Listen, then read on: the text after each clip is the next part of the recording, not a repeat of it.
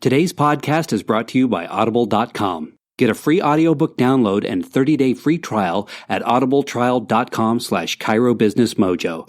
Over 180,000 titles to choose from for your iPhone, Android, Kindle player, or MP3 player. Welcome to the Chiro Business Mojo podcast, where we deconstruct the methods, marketing, and mindset of successful business people and chiropractors from around the world. And now your host, Dr. Richard Day. Yes, I confess it's true. I am Dr. Richard Day, and this is the Chiro Business Mojo podcast. Thank you once again for spending some of your time with us. Today, I want to talk about fear. A lot of us have fear about trying new things, especially if there's risk involved.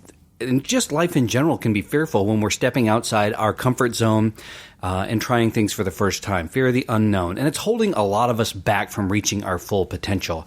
I can tell you that I went through a particularly fearful stage in my life. I guess, I don't know if fearful is the right word, but what was happening was I was going through a divorce. And this was around 2003, 2004. And I was looking for a new direction. And at the time I was working for Lehman Brothers Financial, who is now defunct. They're gone. They died a casualty in the 2008 financial crisis meltdown. But prior to that, I had a really good paying job. I enjoyed the job. But I knew for the long term I was not going to be happy working for corporate America, sitting in a cubicle. It just wasn't right for me, and I had always been searching for a way out of that. And through chiropractic, that opportunity to go to school, come out with a doctorate degree, and then become a business owner for myself was really something I wanted to do. But there was no chiropractic school in Colorado. Well, I take that back. There was one that was opening up. So I had gone and I had toured it. The campus was beautiful. It had been recently renovated, but they weren't accredited. But they said, don't worry about it. We will soon be accredited. There are already students attending and everything like that. So I toured the campus and thought, hey, this is going to be great. And then I got a letter in the mail saying, nope, looks like we won't be accredited, so you'll have to find another place to go. Here is a list of potential schools. And I ended up choosing Cleveland Chiropractic in Kansas City, Missouri, but didn't know a soul in Kansas City, Missouri. And going through a divorce, like I said, I thought, well, what do I do? Do I give up this chiropractic dream, or do I go for it? And I decided to go for it. And there was a lot of fear involved with that. You know, I don't know anybody in Kansas City, I was thinking. I don't know about going into this much debt for money I don't really have. I had some debt from the marriage and things like that. So I had a lot of fear. And I just thought to myself, I've got to go. I'm going to leave all my friends and family here, but I'm going to make new friends while I'm out there. And I'm sure I'll look back on this once I've completed it as something that was very tough that I overcame. But I got to tell you, it was probably the scariest thing I've ever done in my life. So I can definitely relate to overcoming fear. And I think really I was just sort of in shell shocked from the divorce that was going on, and it was a perfect time for me to just go a completely different direction. So I jumped off the cliff, and everything worked out. But if you're in a position right now where you are fearful and you maybe need to jump off of that cliff and really make a change or do something different in your practice or in your life, hopefully some of these tips can help you. So I know, again, from personal experience, we have an inner voice, and from a small kid, a lot of us are told things that are negative. And maybe not negative, but sometimes things that are scary. You know, you got to look both ways before you cross the street. You could get hit by a car. Things like that. And for good reason. Parents are telling, I've got kids of my own, and you tell your kid things, look, you could fall off, you could hurt yourself, you could get lost, you need to stay where mom and dad can see you. But when we grow up, we've internalized that, and it's become part of our inner dialogue. And we are continually telling ourselves, well, what could go wrong? And it's also part of being smart, risk assessment. You have to ask what could possibly go wrong here. The difference is that life is just not safe, and there aren't guarantees, and you want to make very good decisions and take calculated risks. And that's, I think, where some people get stuck and they don't go forward. So we need to rewire our brains and get rid of that negative reinforcement. How do we do that? Well, I've talked about it before, and I've had guests on the show talk about it. Positive affirmations. Write it down. can be a sentence, it can be several sentences, it can be a paragraph, but you're going to look at it and you're going to read it over and over. And I recommend you make different copies of it. Put copies around in your house. Put one on the bathroom mirror, put one next to your computer monitor, on your desk, wherever it happens to be. But you're going to want to look at that and read it either aloud. I suggest you do it aloud. Tony Robbins really recommends that. But just read it, think about it, and process it. Because the idea is you want to replace what's going on in your head, that inner dialogue, with something better, a better message. Another thing you can do is read inspirational books. There's certainly no shortage of that type of material out there. I suggest you seek it out. We review them regularly on this show if you're looking for title ideas, but there's a lot to choose from, so check those out and start reading them right away. And lastly, another way to revive your brain, and this can be a tough one, is take a look at who you are associating with. Jim Rome said, you are the average of the 5 people you spend the most time with. And if you aren't spending time with the people who are on the same page as you are in terms of wanting to get things out of life, or are they negative Nancy's, or I don't know if you remember on SNL a few years back, but there was Debbie Downer. Wah, wah, wah. All the reasons why you shouldn't do something.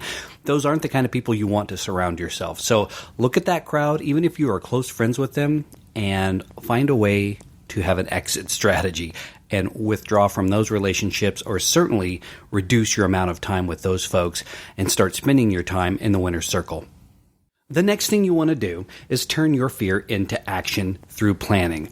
So you need to really take an inventory of what it is you are afraid of. If you aren't able to identify that right away, start doing this. Some of us, it jumps right out at us if it's real obvious, but if not, really think about it and maybe make a list of what you're the most afraid of, and then start coming up with a plan to address those things. And this needs to be a detailed plan of how you are going to take action, what could potentially go wrong, and how you will deal with those things. And some of them, just by writing them out, you might find out they aren't even that significant. Others you won't know until you are working the plan, and you will see that they maybe aren't that significant. And if they are significant, at least you have got a plan to fall back on when those things, if those things do occur.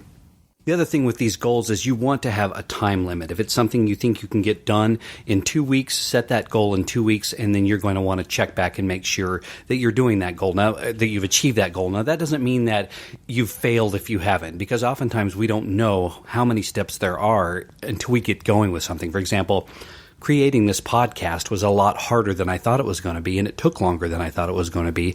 But having never done it before, I really didn't realize that going in. So no doubt those sort of situations are going to happen to you, and that's fine. You reassess, you push that date out again, and then you go forward. They call this in Silicon Valley a pivot. If the market changes, you pivot and you go a different direction, and this no different with you. You're going to do the same thing. Now, if you find yourself doing it habitually, we've got a different problem.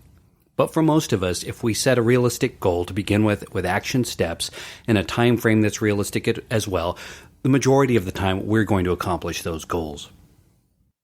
And lastly, get out of your comfort zone. I've talked about it before. I think I had a podcast already entirely devoted to this. But I was raised as a pleaser, and I was someone who didn't want to offend anybody and wanted to please someone, and I find myself almost in a subservient role in a lot of ways. It's great, especially as a healthcare provider, in that you are wanting to please your patient and the public. But it works against us in other ways in terms of letting people walk all over us, or not saying no when we should say no, which saying no can be very powerful. So you want to look in at your comfort zone and say, am I living too much in this comfort zone? What can I do to get out of it? Talking to strangers, there are a whole lot of other things we can do that we've talked about before to get us out of that comfort zone. I can tell you a recent story. I had someone approach me to sell an MLM. And I have nothing against MLMs, it's just not for me. But the person talked about it as a business opportunity. And being an entrepreneur, it piqued my interest, and I had my suspicions, but I was willing to talk about it. And I sat down with him for coffee one day, and he began the sales pitch. And I listened intently for a while, and I said, look, I'm experienced in business. I don't give a whole lot of time freely to others. I'm giving you my time. I need to know a few things. I need to know the name of your company. And he wouldn't give me the name of the company. I said, this may be the only shot you get. And he said, I'm fine with that. But a couple of things. The old me, the younger, timid me, would not have done that. I would have sat there for another hour and just listen politely, even though I thought I'm never going to do this. And I'm much quicker to get to know than I was in my younger years. And I'll think things in my head. I was in this conversation with this particular person, and the difference now is I say them. And I don't intend to be rude. I intend to be direct. And I was. And on the flip side, I will tell you that this guy, he was probably 22 years old and was very bold in how he spoke to me, very respectful, not rude at all, but he was firm and direct. It's a quality I wish I would have had when I were younger. So do the things you need to do to challenge yourself to get out of your comfort zone, because this was an uncomfortable conversation at certain points between me and this other person. But that's normal. The more time we can spend in discomfort, the more normal that becomes for us, and we are better able to function in moments of discomfort. I hope you found this helpful. Remember, this is a gradual process, but you want to start now. You want to be able to reach your full potential. You don't want to look back on a life and say, I shoulda, woulda, coulda. You want to go forth now and begin living your life to the fullest. Thank you for listening to the Chiro Business Mojo podcast. Go to chirobusinessmojo.com for show notes on today's episode, and jump on over to iTunes to subscribe, rate, and review if you enjoyed the show.